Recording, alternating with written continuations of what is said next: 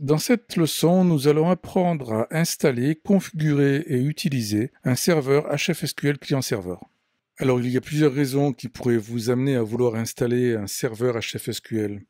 Une des premières raisons, ce serait de ne plus avoir les fichiers des bases de données en local sur les postes de travail, mais toutes regroupées sur un seul serveur, sur une seule machine. Alors, la base de données étant sur un serveur, du coup, vous aurez dans un premier temps plus de sécurité, puisque la connexion à la base de données se fera généralement à l'aide d'un login et d'un mot de passe. Vous allez pouvoir également faire de la gestion multi-utilisateur, puisque justement on doit avoir un login, on peut donc créer plusieurs comptes utilisateurs avec des droits différents. Ça va également vous faciliter la maintenance, puisque la base de données sera à un seul endroit sur un serveur et pas éparpillée sur les différents postes de travail par exemple. Vous n'avez pas à non plus, dans WinDev en tout cas, à gérer la notion de répertoire, d'emplacement des fichiers de données, tout est sur le serveur encore une fois. Vous n'avez pas non plus d'accès direct aux fichiers par les utilisateurs. Ils ne peuvent pas aller dans l'explorateur Windows par exemple et puis accéder aux fichiers de la base de données. Et puis enfin, vous pouvez même utiliser le serveur HFSQL au travers d'une connexion Internet. Alors avant toute chose, nous allons commencer par installer le serveur HFSQL. Alors c'est assez simple, vous avez généralement le fichier d'installation soit sur le support d'installation de WinDev, donc le DVD par exemple, soit vous pouvez le télécharger depuis le site de PCSoft, ou encore si vous avez déjà installé WinDev, vous devriez pouvoir trouver le programme d'installation directement dans le répertoire Install. Ce répertoire Install, vous allez le trouver dans votre répertoire d'installation de WinDev justement. Donc dans ce répertoire install, il y a différents sous-répertoires, dont un qui s'appelle serveur HFSQL. Vous rentrez là-dedans et vous avez donc un fichier d'installation du serveur HFSQL. On double-clique là-dessus et on va procéder à l'installation qui est relativement rapide, comme vous allez pouvoir le constater. Donc ici, on me propose d'installer ou de mettre à jour le serveur HFSQL. Donc c'est ce que je vais faire, je vais l'installer. Suivant, j'accepte la licence évidemment, je clique sur suivant. Je vais installer le serveur HFSQL pour Windows sur cette machine. Bon, évidemment, après vous adaptez ça à votre configuration. Je clique sur suivant. Ici, on me demande de confirmer le répertoire d'installation, le nom du serveur HFSQL, donc par défaut il prend le nom de la machine, et le port de fonctionnement de ce serveur.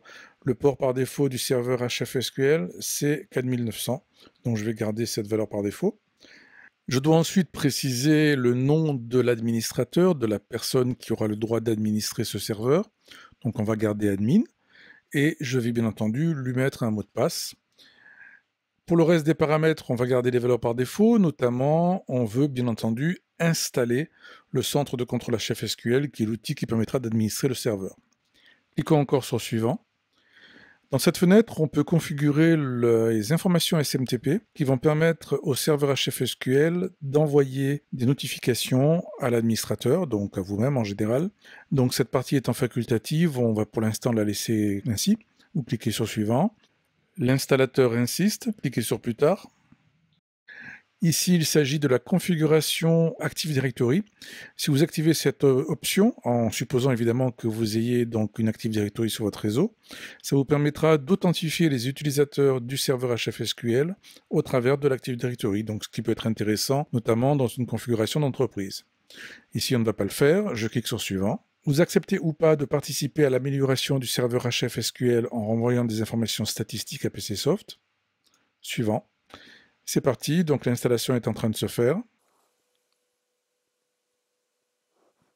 L'installation est terminée, je clique sur le bouton Terminer.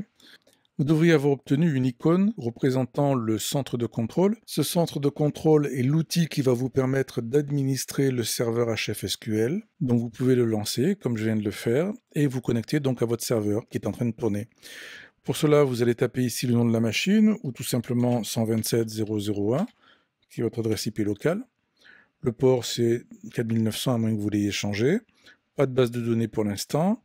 Saisissez les informations de login, donc admin dans mon cas, le mot de passe, je valide. Voilà, je suis maintenant connecté sur mon serveur HFSQL. Vous pouvez constater qu'il n'y a pour l'instant pas de base de données sur ce serveur.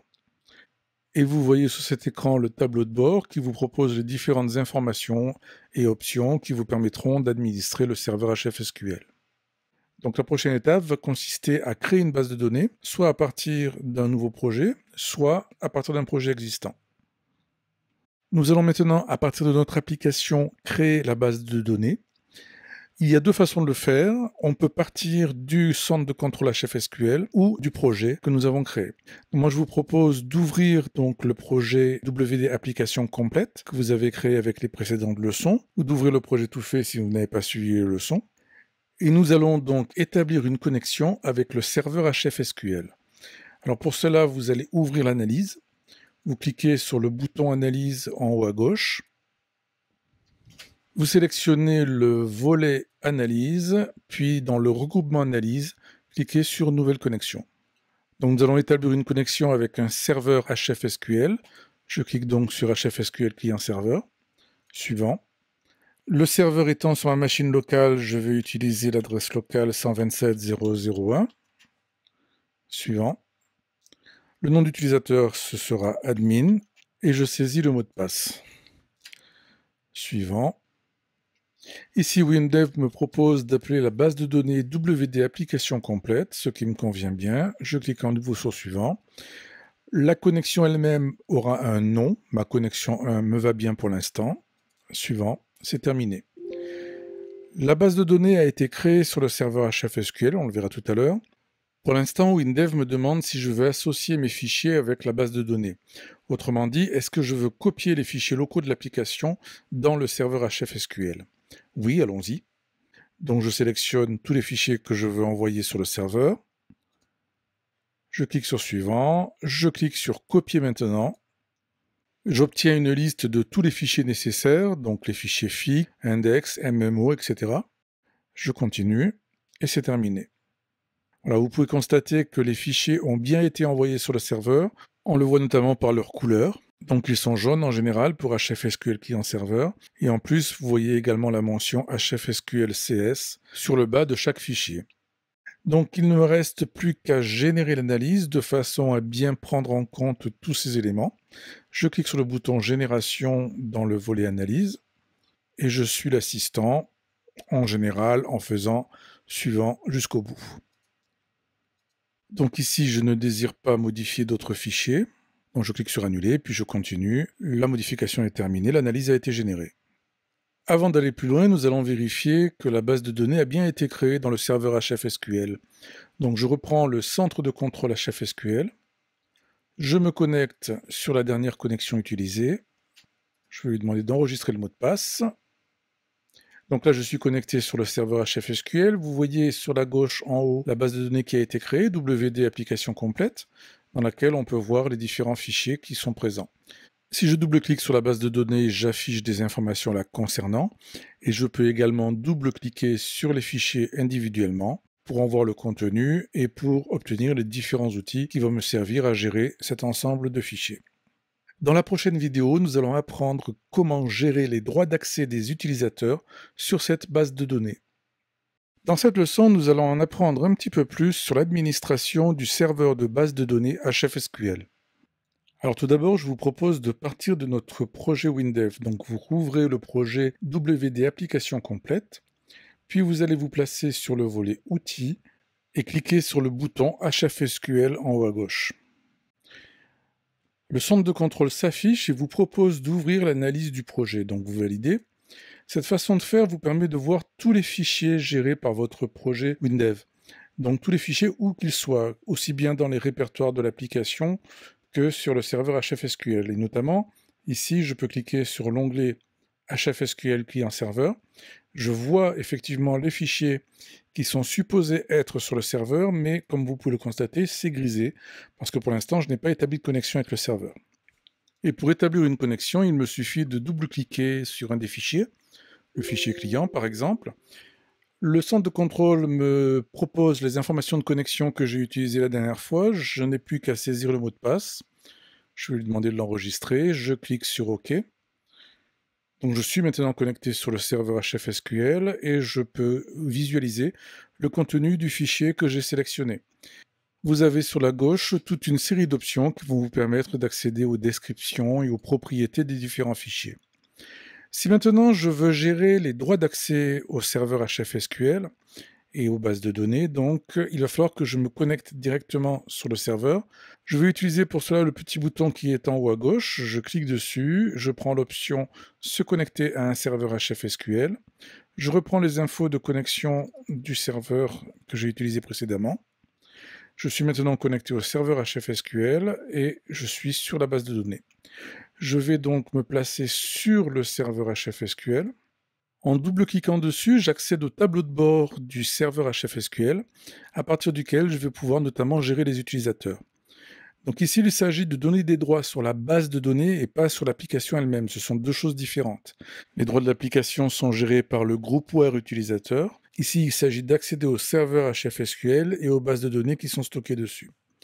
Je vais commencer par créer un utilisateur de test. Je vais donc cliquer ici sur utilisateur et groupe, puis sur nouveau en haut dans le ruban. Je vais appeler mon utilisateur test, mot de passe test, et je valide la création de mon utilisateur. Voilà, donc j'ai créé un utilisateur qui s'appelle test. Je vais maintenant lui donner des droits sur la base de données. Donc pour cela, je double-clique sur la base de données WD application complète sur la gauche. Puis je vais cliquer sur le bouton gestion des droits ici dans le ruban. Et je vais sélectionner l'utilisateur test. Et je vais lui donner le droit de se connecter au serveur. Donc je vais ici sur droit de se connecter au serveur, connexion cryptée et non cryptée. Je clique sur la petite liste déroulante et je sélectionne la petite coche verte pour valider ce droit d'accès. Je clique sur OK. Je vais maintenant lui donner des droits sur un fichier. Je vais sélectionner le fichier client dans la base de données à gauche. J'ouvre le fichier client. Je vais de la même manière cliquer sur le bouton gestion des droits. Je sélectionne à nouveau mon utilisateur test. Et cette fois, je vais lui donner le droit de lire les enregistrements du fichier. C'est cette ligne-là. Donc je clique ici sur la liste déroulante. Je prends la petite coche verte et je valide. Donc ces différents droits s'appliqueront sur l'utilisateur test à partir du moment où il se connectera à la base de données. En général, on va établir la connexion à la base de données avec la fonction HOuvreConnexion. Et sachez que l'on peut également gérer les droits d'accès par programmation. Pour terminer avec le centre de contrôle HFSQL, nous allons parler de la sauvegarde des données. Si je retourne ici sur WD application complète, j'ai sur ce menu à gauche une option sauvegarde qui va me permettre de créer une nouvelle sauvegarde de la base de données en cliquant sur le bouton Nouvelle sauvegarde dans le ruban, puis je prends Nouvelle sauvegarde à chaud.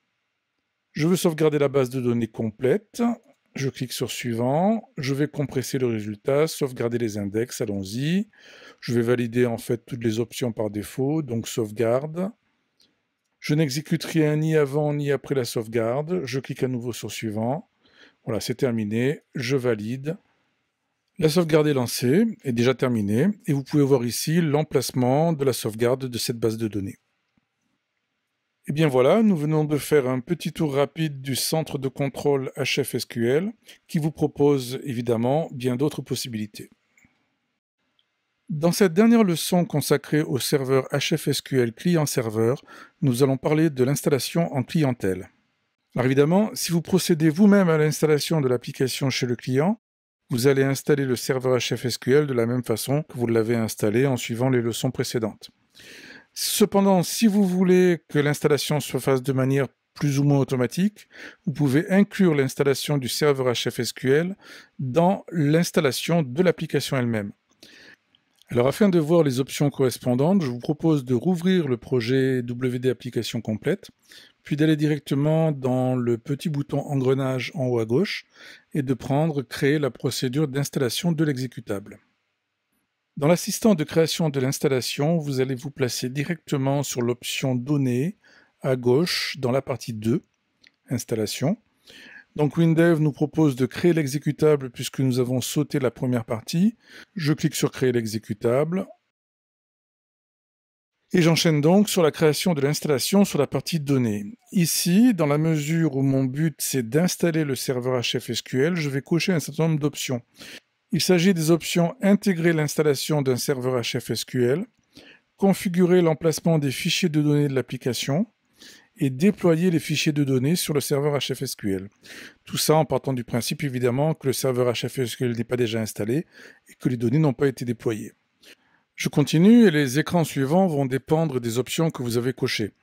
Cet écran me demande quelle version du serveur HFSQL je veux installer, Windows ou Linux, ce sera Windows pour la démonstration. Je continue. Quelle sera la connexion à utiliser? Donc ici, il s'agit évidemment de la connexion que j'ai créée dans le projet pendant le développement. Ça ne correspondra pas nécessairement à ce qui devrait être utilisé dans la version déployée. Je peux cliquer ici sur le bouton Paramètres pour aller modifier les options de connexion ou la façon dont il va récupérer. Je vais cliquer sur Suivant. Concernant les fichiers à déployer sur le serveur de base de données, on va partir du principe que les fichiers qui ont été utilisés en cours de développement contiennent des données importantes que je dois effectivement déployer sur l'application en production. Je vais donc tout sélectionner. Je continue. Voilà, et là on revient sur la procédure de création d'installation classique avec les questions que vous avez déjà vues dans la vidéo consacrée à ce sujet. Donc je vais aller jusqu'au bout et la procédure d'installation est créée.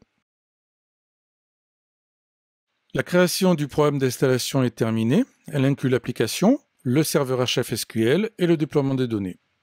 Voilà, nous avons vu comment créer une procédure d'installation permettant de déployer le serveur HFSQL chez le client avec votre application.